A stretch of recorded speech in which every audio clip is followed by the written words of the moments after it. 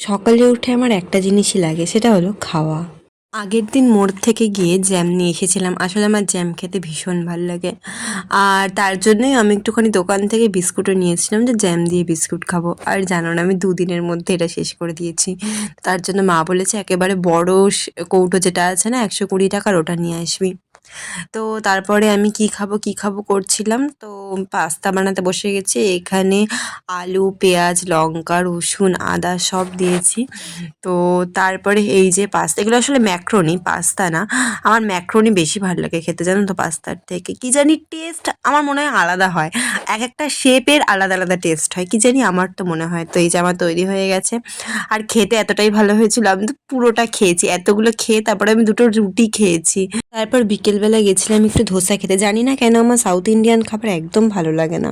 আর তার পরের দিন দুপুরবেলায় এসে কলা পাতায় ভাত খেয়েছিলাম, কারণ সেদিন বৃষ্টি পড়ছিল।